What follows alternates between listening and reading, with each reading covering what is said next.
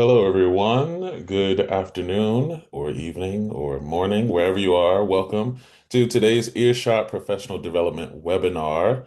If you don't know me, my name is Larab K. Raphael. I'm the Director of Composer Advancement with the American Composers Orchestra. Now, this webinar is a part of our Earshot initiatives. Earshot is the nation's first systemic program for building relationships between orchestras and composers. Through Earshot, readings, our collaboratory residencies, consortium commissions, publishing, and professional development sessions like these, Earshot expands the definition of American orchestral music to ensure a vibrant and inclusive future for the field. Earshot is operated in partnership with the League of American Orchestras, with New Music USA, and the American Composers Forum. And lead support is provided by the From Music Foundation. And for more information on our professional development series and all of our other Earshot programs, you're welcome to visit americancomposers.org. As we move through today's session, please feel free to offer any questions that you might have using the Q&A function here on Zoom. That'll be the easiest way for me to see your questions and address them. If you'd like to come onto the screen to ask your question at the end of today's presentation, you can feel free to do so by using the hand raised function on Zoom as well. Now, bring as many of you on the screen as time allows. I'll also be offering a survey in the chat at the conclusion of today's presentation. So if you wouldn't mind clicking that link when you're done, when it appears, and offering your feedback, that will be much appreciated. So on to today's topic, right? So you're a composer. You've written a piece that's being performed by big orchestra and cool conductor. And even better, you've been invited to come in for rehearsal or workshopping of your work. This is potentially the beginning of an ongoing artistic relationship. And it's important that you know how to navigate the rehearsal room with clarity, with confidence, and of course, with collaboration. Today's webinar is about practical rehearsal techniques, communication strategies, and how to engage with big orchestra and cool conductor effectively to create a lasting partnership. And I am so grateful to have with me two of my very favorite people who will help guide this conversation and offer insight into how to show our best selves as composers and artists in the room. First, we have award-winning, Grammy-nominated composer, often described as one of the most innovative and symphonically dynamic composers in the world today, Jimmy López, whose works have been performed by leading orchestras around the globe. And secondly, we have music director of the Memphis Youth Symphony Orchestra, Kyle Dickson, who has also built a huge reputation as a dynamic musical force, appearing with acclaimed orchestras across North America, including the Memphis Symphony, the Oakland Symphony, and Calgary Philharmonic, and of course, more than that. Jimmy, Kyle, thank you so much for joining me for today's webinar. It's so nice to be here. Thank you for having us. Of course, I couldn't think of anybody else to bring on, so I called up my friends. A pleasure to be here, Laura. Hello, Kyle. Yes. So this is a conversation that we've had a couple times now, and I want to start with some reframing or framing it in general. And I want to start with you, Jimmy. Perhaps there's a public misunderstanding of the composer completing that big orchestral work. Sometimes it might feel like a great victory that you've done it and there's a relief, but I also imagine that it's often the very beginning and not the end point. How do you mentally, physically, spiritually get from the finished piece to the rehearsal process?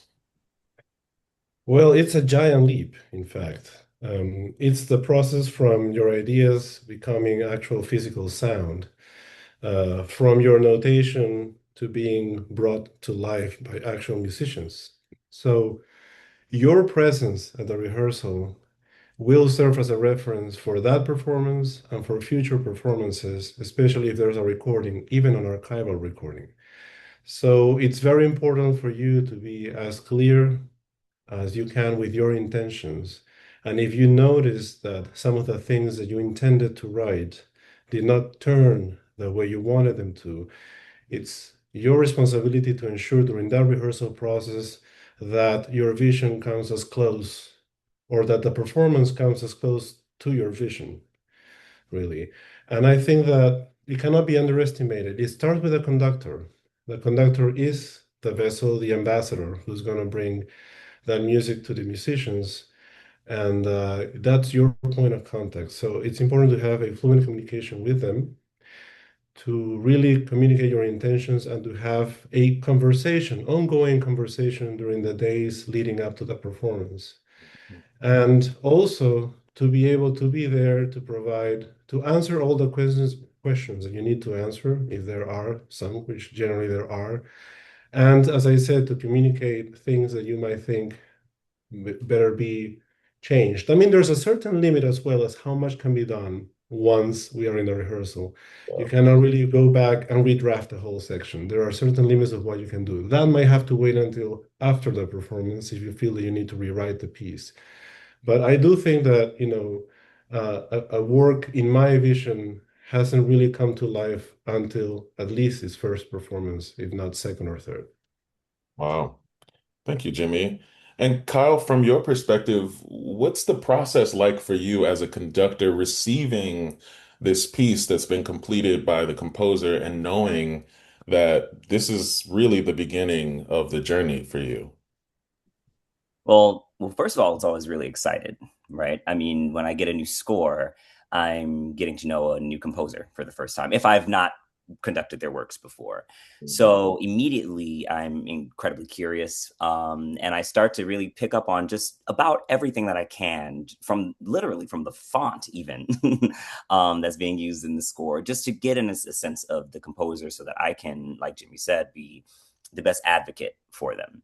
And then the preparation process is very similar to just about the preparation process that I go through for every score, right? It's learning the pitches and the notes, obviously understanding the composers, the context of their life experiences and what, birthed this piece.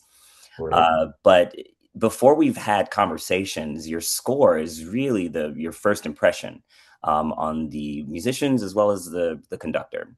And so I try to talk to a lot of composers that I mentor that, ask me for advice about how to make their scores as accessible. And so that I can be able to answer questions on my own when I'm sitting, in my study with no one else around. Like, I haven't emailed you, I haven't talked to you on the phone, I haven't met you yet, but what can I deduce about your personality, your intentions from the score? So that means that the score has to be in quite some shape to make that happen. And that really does shape the rehearsal process.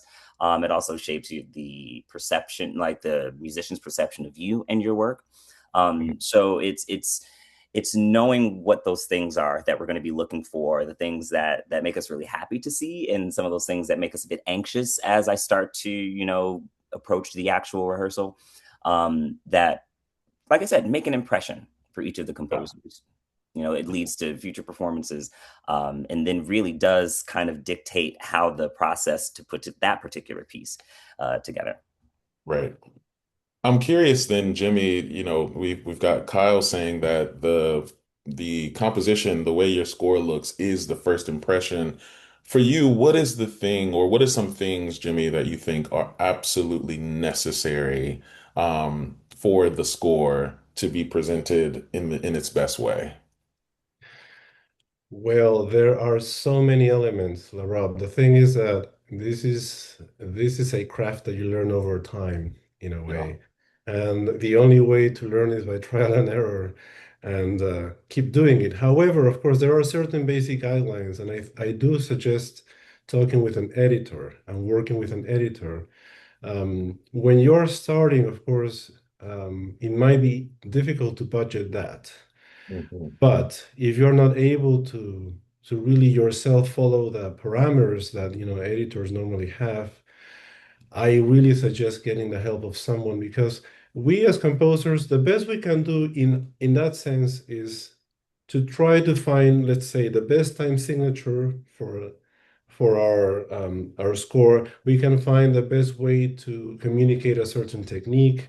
There are so many things that we can do when it comes to communicating the music or our intentions into notation. But there's another level, which is the actual editing process, how the score looks.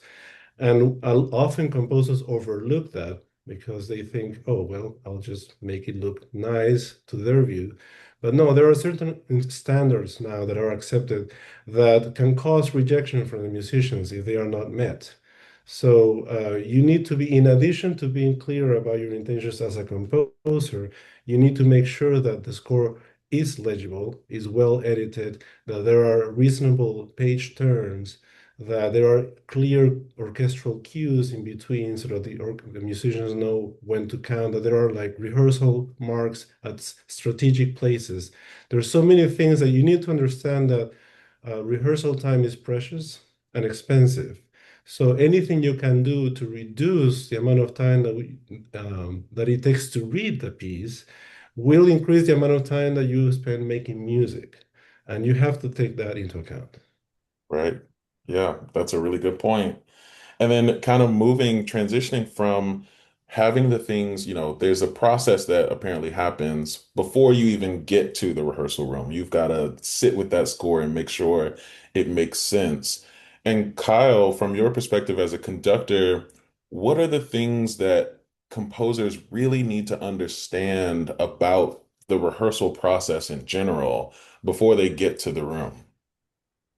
Well, I think that Jimmy just touched on something that's really important. And as a conductor, it's the thing, it is my number one like motivating factor. And that's the fact that time is limited and we don't have as much time as any of us would like to really bring this piece to life. It's understanding how the orchestra operates. So first of all, knowing what the rehearsal schedule is probably the first thing, because then it kind of gives you an idea of how much feedback I might be able to give in this amount of time.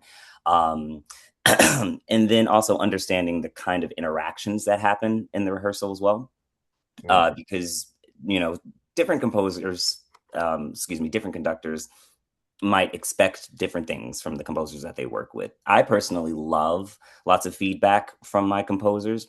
And sometimes they are a little shocked at how much I'm um, eliciting their their comments.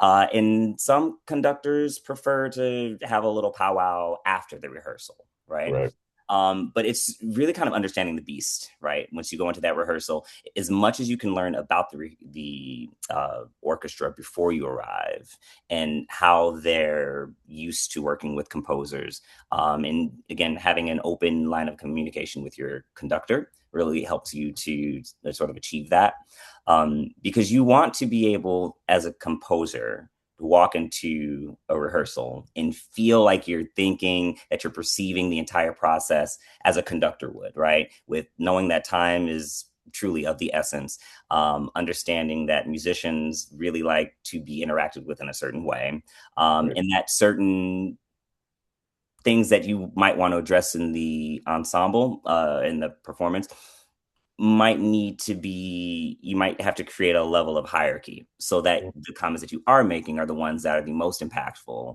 and the right, ones that are the most important, because a lot of times we end up wasting time trying to fix an issue, that would have fixed itself anyway had a level of trust been there, like for the musicians as well as, for the conductor and the composer. So you really want to know the nature of the beast before you enter that space, and that does come from like understanding how you're going to communicate those things, communicating with your conductor beforehand so that you understand how their work process is. They all go hand in hand. right. Jimmy, Kyle just mentioned understanding the beast. I really love that. And one of the things, aside from timing and really having and developing a relationship with the conductor that I think is important is really understanding things about instrumentation. And it's something that we talked about a little bit in our prep call. You know, how do composers prepare a piece? That will be workable in the space as it pertains to instrumentation or doublings. Do you have any advice for composers who, are thinking about how to address those things before they get into the rehearsal room? Yes, there are some decisions that need to be made before we start writing the piece. And I know sometimes it's really early to make a lot of decisions regarding instrumentation, so there has to be a little room of flexibility for flexibility. Orchestras understand that, but they are also adamant when writing a contract that, the specifications are as clear as possible. And you as a composer, you also want to make sure that you are not causing distress, that you are a collaborator that the orchestra wants to work with. And you also have to think about the future of the piece itself. So, in terms of practicality, or whether including two or three rare instruments might make the piece more difficult to be performed. Those are things that you have to decide. And if you think you need that, then you face that. But so there's lots of decisions. But I will say that when you write for an orchestral work that is being commissioned, then you have the opportunity to actually work with that orchestra directly, talk to the librarian or the orchestra manager and determine what is instrumentation that they have, first of all, available that will not make the orchestra incur in additional costs. Mhm. Um, then, if you feel, oh, there is a particular instrument that I need, then you want to discuss that ahead of time as well. You don't want to surprise them too close to the date because, as we discussed, before, doublings are costly as well. So you need to make sure that are they able to have doublings if you have triple winds? Can the second and third bassoon double, or is it out of budget? Perhaps we can only have one of each section doubling. Make sure, in my opinion, not to have the principals double ever because they need to be focused on their main instrument. And if, I have written works where there are instruments that are rare to find. I've written for conch shells, and I've written bird whistles. I even used a version of the glass harmonica, but all of this was discussed prior with the orchestra, and they were on board. Also, try to make them excited about it. Try to explain why this piece needs that and what is the effect that you're after. Don't make it look like a demand. Don't make it look like I'm the composer here and I decide what needs to be done. Invite them into the creative process, make them feel that they are part of it, and perhaps they'll be even more cooperative and want to help you out. So, then, as you start writing the piece, you might notice that you need this or that or not. But if something happens in the middle of the process, always make sure to communicate. And the percussion section is particularly important. Percussionists are very open, probably the most open uh, to experimenting of all sections in the orchestra. And if you can actually have a direct line of contact with them, in case you're using very complex or like unusual instruments, then that's the best because they will actually give you some advice as well. Perhaps you want to achieve a certain sound effect and you are trying to propose something, and then they come up with a better idea. So I think the dialogue, establishing a dialogue with the orchestra is really important. Yeah. Jimmy, you mentioned something too that I think is pretty much the crux of this conversation, which is maybe the tension between composer, score, and conductor, orchestra. And I don't want to, shy away from that. I think there is natural tension there because well, maybe I'll pose it as a question. How do you, and this is for both you and Kyle, how do you balance the authority versus humility in the space? Conductor having the authority over the orchestra, composer having the authority over the piece. How do you balance that and navigate that in the room? Well, yes, balance is the right word, I think. And when we're talking about a brand new work, you might have a particular vision that you want to bring to fruition. You have to know that generally conductors and orchestras want to provide you with the best possible tools for you to achieve that. So generally, I will say that there's a very cooperative starting point already. If you make use of that and you start actually writing something that is not only for the orchestra but perhaps even for the community, there it goes beyond that. Sometimes when I've written works that are commissioned specifically for an orchestra, then I try to see if it can be relevant to their community as well. There are certain subjects like when I wrote for the Houston Symphony, I wrote a piece that was inspired by space exploration. And when I wrote a work that was premiered in Berkeley, which was the first, city to provide really basically political asylum in that sense for those who were disagreeing with the Vietnam War, and then it expanded that concept. Then I created a work called Dreamers because there was a large population of dreamers on campus. So what I think here is like there's an opportunity when there's a living work um, to really create something that is really it goes beyond just the technical aspect, of it. It is something about creating something new that is important to everyone involved. And I think once you establish that kind of trust, then you can move on. Then the technicalities just become um, something complementary, and then we're all on board. But as long as you get that sense of real cooperation, then you have a really solid grounds where to build that relationship. Yeah. Kyle, anything to add? I have a couple friends who are architects, and they like to talk about this idea of authorship, you know, especially when you have so many people working on a project, who's the true author, right? You have people that can posit like who it might be. I like to think of when I'm working on a new piece with a new musician, composer, that this is sort of our piece. I mean, I remember I had a teacher who once told me that,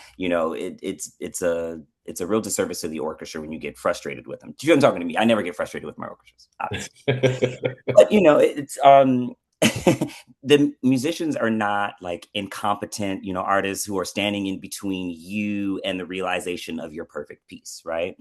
Is that we all are here working to create this piece together. Like, you conceptualize this, but now you give it over to the musicians to actualize it. And so I think that approaching the entire rehearsal process, the entire collaboration process as sort of this team experience really helps to put me in a perspective that, if something isn't going quite as I expected it would, it's not a personal affront. And so that helps you to really take all of the ego out of any of these interactions with the musicians, because again, they're the ones that are trying to help this music. They want it to breathe, and they're the ones who are the masters at their instruments. They know how best to do that. And so it has to be a collaborative experience, and you have to be able to trust the person that's on the podium to be an advocate for you, because a lot of times musicians will find new music more challenging than it actually might be, or they will find more challenges than there are. Let me just put it that way.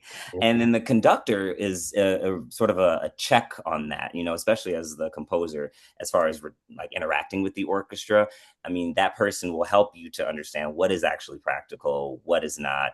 The conductor is your friend, right? So they can help you to not push back against musicians in the orchestra, but to help you find solutions. Yeah. And that's really the goal. So when you try to find a balance between humility and authority, I think it has to come from that sort of collaborative team building space. And then you realize that, yeah, we're all trying to find these solutions together, and there's only one way to do that, and that's through really respecting each other's crafts and realizing what the limitations are. Right, right. It's really about reading the room, literally and Absolutely. socially. I think there was something we said when we had this conversation. Emotional intelligence is as important as musical clarity in the idea of developing this relationship between composer, score, conductor, orchestra. That all kind of goes one in one to build that trust with the musicians pretty quickly in the room. I want to kind of transition to talk about communication that works in the room. So we know that it can be high tense moments and there's very little time. But how do we identify what actually works in the room? What type of feedback, Kyle, do you think or do you hear from composers when they're rehearsing that you're like, that's clear and I can work with that? What's something that you can think of like that? I love that because as an assistant conductor, you spend all of your time thinking about how can I like, sync this shot, three comments with, high impact, very, very relevant without like any noise, right? So, I mean, when I speak to my composers, the first thing I want to know is where you're first about to say something's an issue, who that person is, or who those people are, what those sections are. And then you can tell me what the diagnosis is. So I kind of think of this as sort of a formula that most of the successful conductors and composers that I've worked with sort of adhere to, even if it's, subconsciously. Yeah, I just want to know, so what did you hear? Okay, where did you hear it from? And right. let's go right to it. Because again, time is so limited and you'll never, ever, ever be able to address every single thing that you Hmm. hear. You will probably, I mean, Jimmy may disagree, but you'll probably never hear the piece, the way internalized it, the way you conceptualized it. So you have to choose your battles wisely. And in doing that, make sure that you sink the shot and that my comments are very, very high impact in as little time as possible. And that doesn't mean that you should feel restricted in any way. I mean, that's the opposite end of the spectrum, right? Where you get up there and you just feel like you can't say anything. And so you end up saying something that is really superficial or doesn't make sense to anyone. Or you maybe like rush through it really quickly. That's another big thing, being able to talk at a pace that the conductor can hear you. After I turn around and say, could you hear the piccolo? What did you think of this melody? You have to be able to, you can't say, oh, da, da, da, da, da, da, because then you have to ask them to repeat themselves. And then that also eats up rehearsal time. And that's something that conductors think about incessantly. So Mm, it's really just about, again, finding ways to give comments that affect the largest elements of the piece. And again, sort of being able to, and this comes with experience, to sort through things that need to be addressed right now and right. things that we can maybe discuss at the break or something that I can take to a percussionist. Maybe the tam was too loud and it's always too loud. That's something that I can say to the conductor immediately. The Yeah. tam everywhere can be 20% less. You know, Hmm. that's something that immediately is understood and then I can enact change now. Now, if Yeah. it's something like I don't know, we need to work on the phrasing between the clarinet and the oboe because they have a part together and it's not quite. I mean, you have to, work with your conductor as well to figure out what things I need to talk about right now, what things we can Right. mention during the break, and some things that you might even just be able to mention to the conductor and then they pass that off. But it takes experience. But Hmm. if there's one thing I would take away from that question is just learning how to communicate in the most concise, efficient, and high impact ways possible. Right. And Jimmy, I want to ask you as a composer with experience, how do you know when to speak up versus when to observe? That's very important actually, because you really need to know what to say, when to say it, and who to say it to. And you need to choose those moments very wisely. So it's something, again, you learn with experience. It also depends on each composer's personality. And it's a huge contrast for us having come from the isolation of our studio and then having these pieces that you wrote in the intimacy of your studio, then having played in front of a lot of people. You can feel exposed a little bit. You can feel protective about your work, defensive, but you need to control all those feelings and understand that you're in a completely different situation. You need to evaluate what kind of personality the conductor has, whether they are letting you the moment to speak. For example, you don't want to interrupt the rehearsal. You want to find a moment when perhaps there has been a pause. If the conductor is not like Kyle, someone who constantly wants or is asking you for feedback, then you might just want to go into their field of vision quietly, close to the podium, somewhere in between the podium and the concert master, and then they'll see you creeping in and they'll figure out, well, this guy wants to say something. So what is it? And then you say, well, and then you have to be well, conductors have a very, very good peripheral vision, so they'll find you. But what you need to do also is be concise. because you use that opportunity to say something, just as Kyle said. If it's, for example, something that you want, I mean, if the symbol is too big or too small, don't say that because that's something that you can discuss during the rehearsal or post rehearsal with the percussion players directly. The choice of, for example, I don't like the choice of triangle. Well, that's something that you don't want to stop the rehearsal for. But if you see also, if it's also the first run of the piece and you are not happy with the tempo, don't talk about that yet because tempo is something that will build up over time. Or if there's like one wrong note in the trumpet in the first run, then don't mention it. But if it the second time it comes again, there's something recurrent. It might be an error in the part, it might be just a musician misreading it. So you evaluate whether this is worth saying or not. What you want to do is be helpful to the rehearsal process to yourself. You are there to try to help the conductor and orchestra put this piece together quickly. So in that sense, you need to think more like them and less than a composer. If you want to say something about the piece that is kind of what the conception is and all that, you probably want to ask the conductor at the top of the rehearsal, at the first, to just give you a minute or two to explain what the work is about, so you can actually give them an idea, but not in the middle of the rehearsal. Don't go on, flights of fancy in the middle of the rehearsal. Just be very clear about what you want. And sometimes you might be thinking, oh, I want this to represent this and that, but then that can be reduced as saying, well, strings more piano. Sometimes it can be something as clear as that. And another piece of advice I give to composers also is don't talk too much about technique. If you, for example, if you unless you're a very skilled string player, for example, you don't want to be writing all the time, oh, sul ponticello, sul tasto, flautando. It's like, well, what is it that you want? Tell me. Do you want the sound to be airy, mystical, dark, clear, crisp? So use those adjectives. If you haven't written them down in a score, then during the rehearsal, do those, and then you will see that the string section is it wants to will try and do different things, and the concert master will decide, okay, you guys do this and that. He'll take care or she'll take care of all the technical aspects, but what you want to do is like convey your intentions as clear as you can. Yeah. Yeah. So I'm hearing, the best way to interrupt a rehearsal is to know when to interrupt the rehearsal. And also, just slide into the peripheral, let the conductor address you. Got that.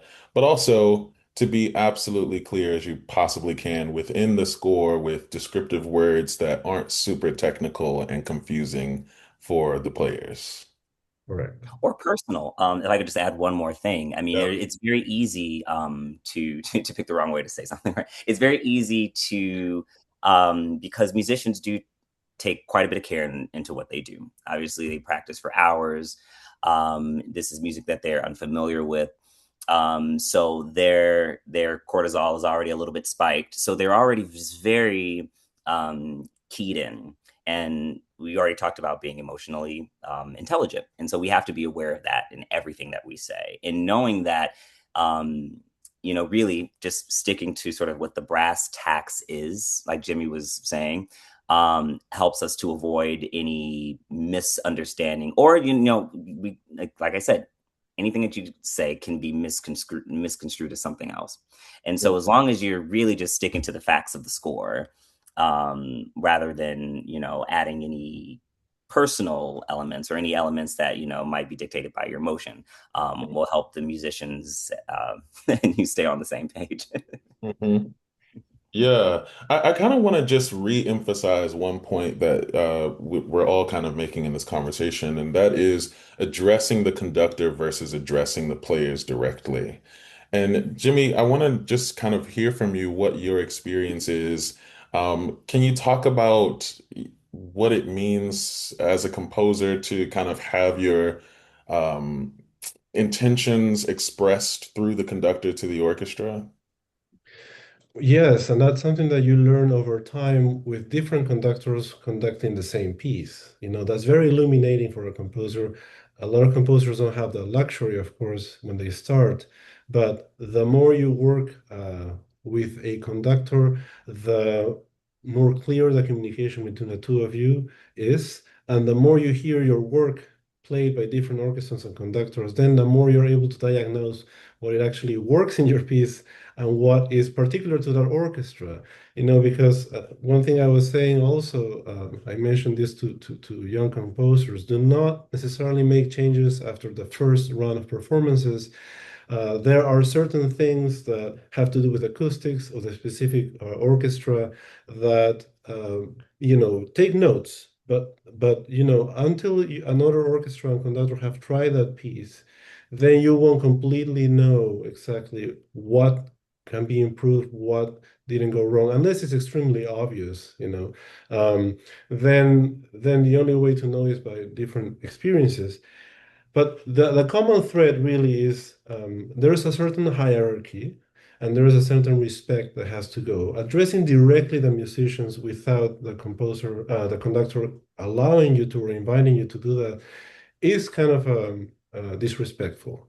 The musicians themselves won't take it well, and the conductor will look at you like this is not your orchestra.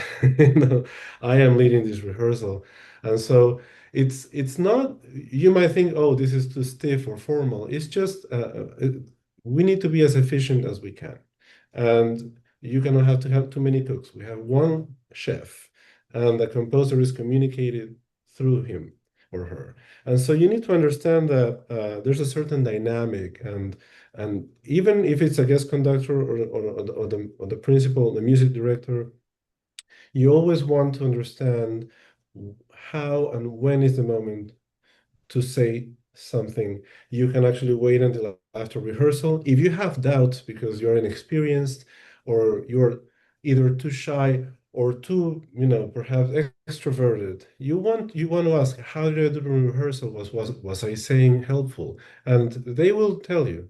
They will tell you because they want to help. So, but again, you don't want to antagonize the musicians. You want to do your work, but definitely there's a certain hierarchy that you need to respect, and that conductor is your means of communication. Unless it becomes more practical, and then they will invite you perhaps to the podium and say that to them, and then you say, okay, trumpet's here, could you do this and that? And then that happens as well. So the flexibility is allowed, but again, you are there as a guest, remember. There is a certain dynamic. This is an institution that has its own traditions. It works together. Those are people that work together every day. And you are a guest and you need to behave as one.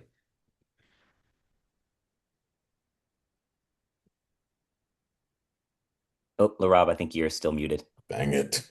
The mute button is always my worst enemy.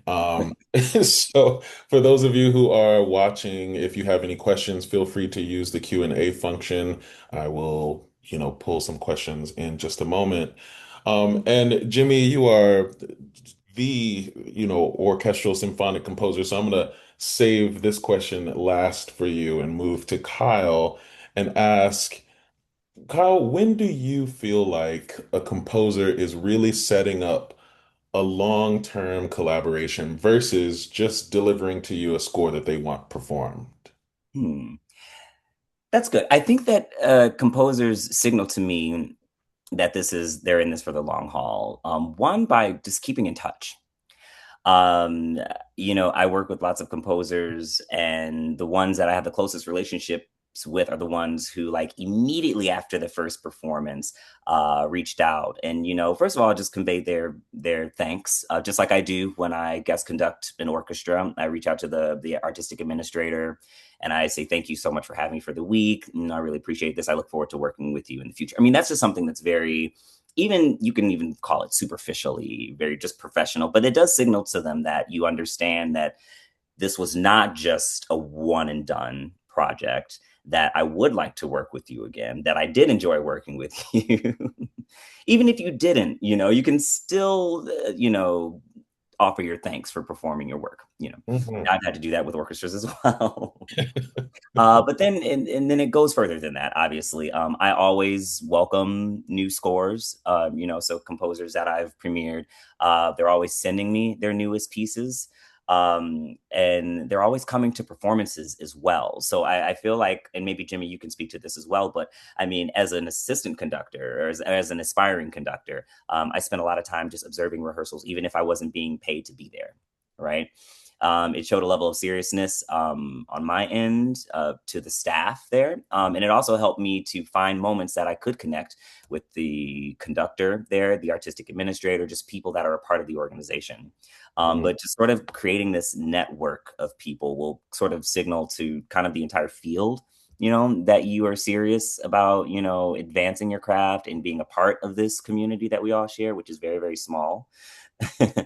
um, and I think I also really take seriously the composers who, through working on their pieces, if we've had to be flexible and, change things as you often do at the first run, at the first reading of a piece, at the first performance of a piece, there are things that you may need to adjust, or things like we talked about earlier, aren't panning out the way you had expected.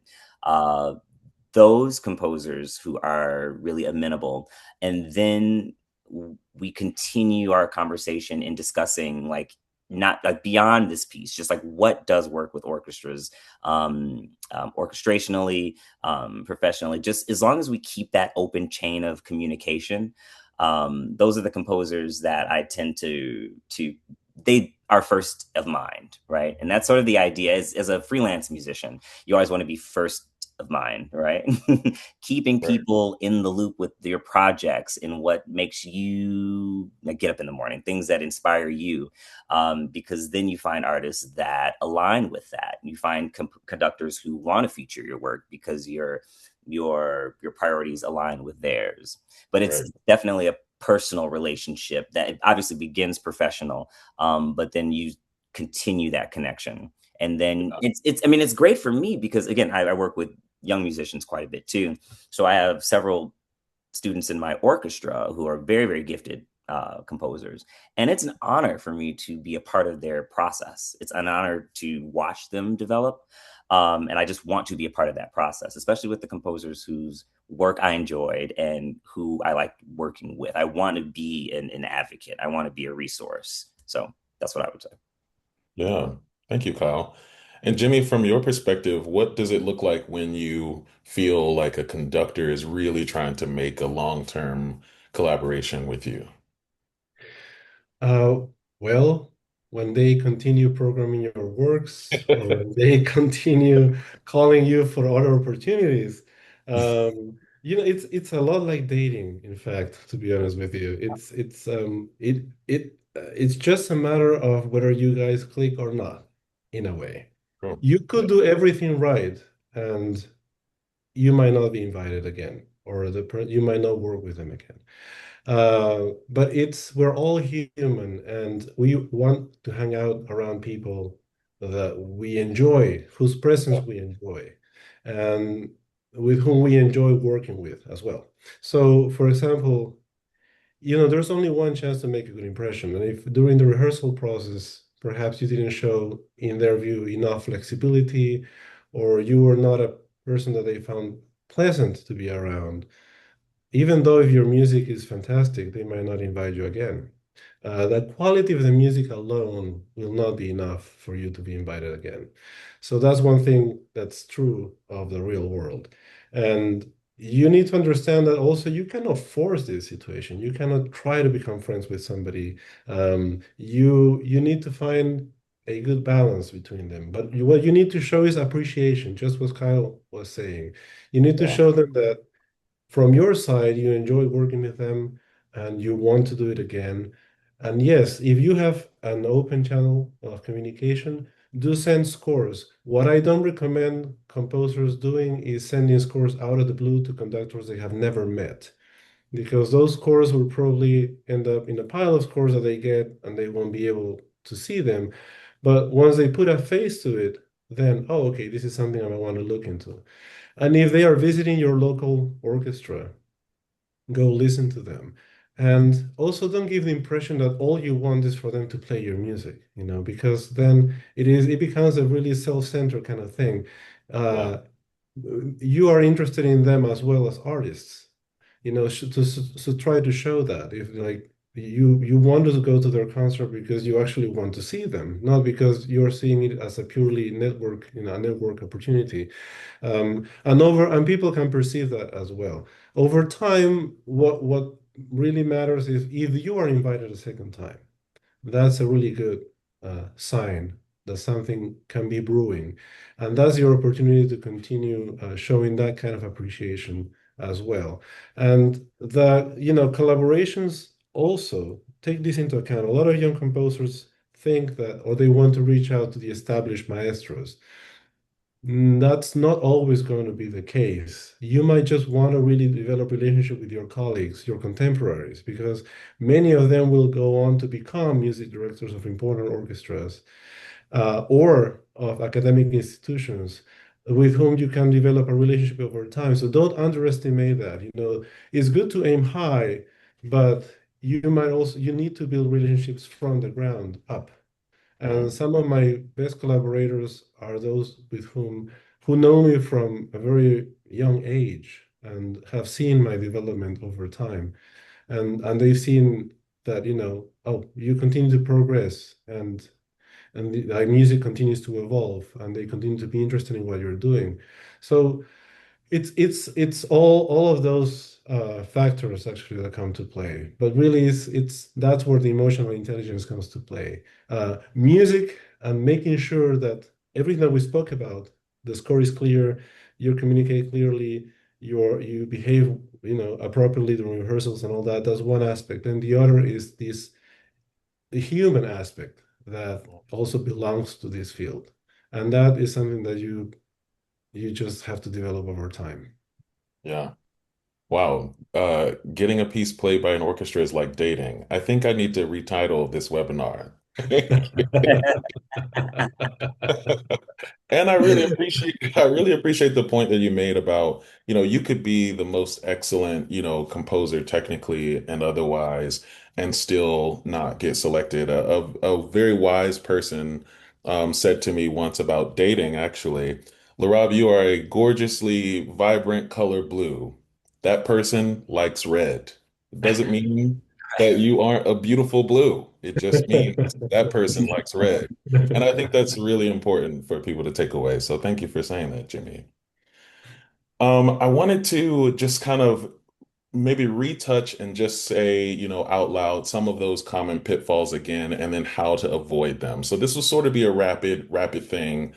We talked a little bit about over explaining in the rehearsal room. How do we avoid that and not under communicate? Anyone? Oof. Yeah. That's It, another skill yet that us composers who are not normally the most, social butterflies in the room, we need to develop because it's a skill of language. It's how to communicate your ideas verbally. And that's not always easy for us because we express ourselves through music and through notation. That already is not the easiest thing. But then comes the other layer of like you need to communicate your ideas and verbalize them properly. Yeah. Um, and but also so there you need to exercise the art of diplomacy. You need to say it in a way that the other person will receive it. So not in a confrontational way that will create defensiveness on the other end, and then whatever you say won't go through. Yeah. Uh, but also, you need to stand your ground. If you feel that there is something that you need to communicate and they are not getting it, you Mhm. can't just sit back and say, "Well, that's it, and there's nothing I can do," because of course there are certain things that you need to see how far you can take it. In that, there are certain battles that you might just not want to get into, but if there is something that you believe is important, and they are not getting it, and is a really essential part of your work, or a passage that really needs to be worked. then do communicate that. Perhaps leave it that moment in rehearsal is not the best moment. Then when everyone's a little calmer, you can find a better time to say that. I've had situations in the past where I actually almost got into an argument with a musician on stage. It's almost Oh, happened only once. And we were like, it was so heated at that point, that the conductor asked for a break when it was not time for one. So it can happen to all of us, but you need to be ready for this. Of course, once that happened, then both the musician and I, we got together. We apologized to each other because we acknowledged that we had allowed our emotions to get the best of us. And then we sat down to discuss what's the best way to make things work.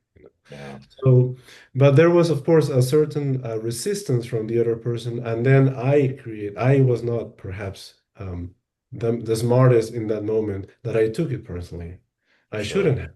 I should have found a way to just let it go and then talk about it at a later time. So nothing prepares you for those kind of situations, but you Yeah, will get nothing out of becoming confrontational and defensive. All you will get is just a wall, and yeah. you won't get through. So it's diplomacy, really. Yeah, Jimmy, you kind of just touched on all of these pitfalls at once. The over-explaining versus under-communication, being defensive versus being adaptable, and also, being communicative by, writing well and handling feedback well. There may be something that might seem impractical in the writing, and then handling that feedback in the room without blowing up, you know. I think those are all really important things. And we're coming to the end of our time together, so I do want to just kind of throw some scenarios at you all to just sort of wrap it up if there are no questions, which I'm also watching. Um, but here's a scenario. What would you do? So the conductor is taking your piece much faster than it's marked, and it is the final dress rehearsal. Major orchestral donors are there, critics are sitting in the hall, but the inner details of your piece are getting lost. This is the interpretation that they're going to hear tonight. What do you do? Do you intervene now, knowing that it could disrupt momentum and authority? Jimmy? My advice, Larob, if you're at the dress rehearsal, honestly, just leave it at that. That's my Fair. advice. Yeah. I think if there's a second performance, then you can talk about it later. But the like dress rehearsal is probably one of the worst moments to really make big adjustments. You should, if you get to that point and the tempo is that fast, unless the conductor had, I don't know, pre-workout powder or something like that. There's no reason why they will all of a sudden start doing that.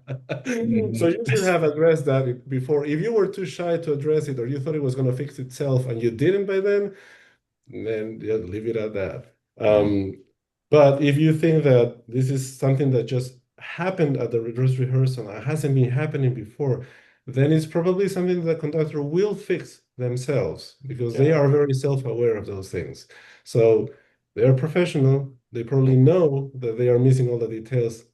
So let's let them do their thing. That is Okay. not anyone. All right. And Kyle, I have one for you. Yeah. The composer frequently interjects. Sometimes it's helpful, most times it's not. And it's disrupting the flow and the focus for the orchestra. Morale is starting to dip. hmm How do you protect the room without alienating the composer?